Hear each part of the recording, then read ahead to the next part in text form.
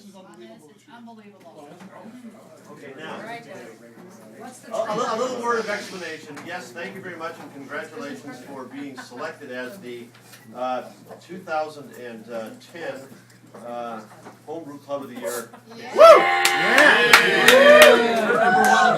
Memory fades because I drink too much or have and it's been a long time. This is the sixth or seventh. This will be the seventh. So that is unprecedented. That means that you are now the kings. The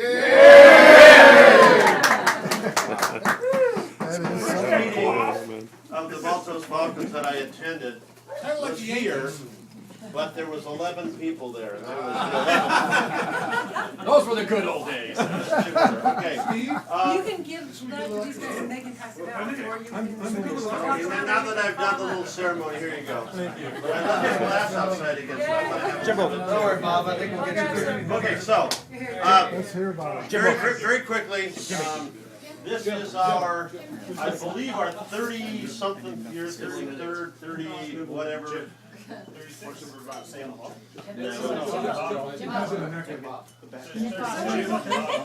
Okay, well, anyway. Wait a minute, I gotta get Bob. Okay. All right. Okay. Let me take care of this. Our first Christmas ale, as such, from the brewery was in 1975. Thanks. Okay, it was a pale ale and a recipe that was derived from our Liberty Ale, which was done as a one-off, brewed on the 18th of April, 1975. Our little concession to the bicentennial, the 18th of April being the 200th anniversary of Paul Revere's ride. Hence Liberty Ale, my favorite product that we make. We're all about Me history. too, I love Liberty. We are all about history at Anchor, and we like the 18th of April because we get a little bit of a historical twofer out of that. Because the 18th of April, 1906 was the date of the earthquake. So when 18th of April comes by, it's either Liberty Ale Day, oh yeah, or it's earthquake day, let's have a Liberty Ale.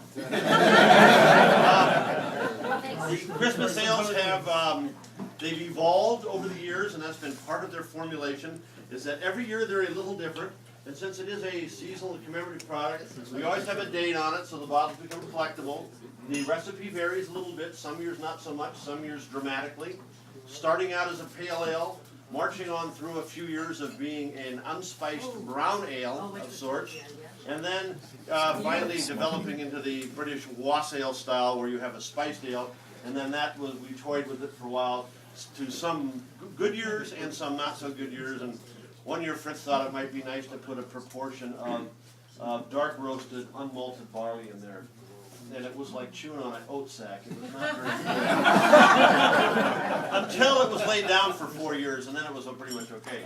And all of you know that you can lay this stuff down, and I don't like to say that it improves with age, because that implies that it is not, of course, at its marvelous best. I like to say, however, that it does lay down well. Okay, this year is distinguished by the fact that they have actually decided to back off on the spicing profile. Yeah, it's very subtle. They never tell me what's in it, though I always find out because it's supposed to be kind of one of these little proprietary things. But I will tell you that they did use an unusually high proportion of Munich malt in this year's batch, and that gives it a real interesting body. It gives it sort of a rounder, fuller kind of body, and a little bit less spicy. Toward a double bottom. Yeah. So it's a very good year. We are virtually sold out. You know, John H. is like this at all. Huh?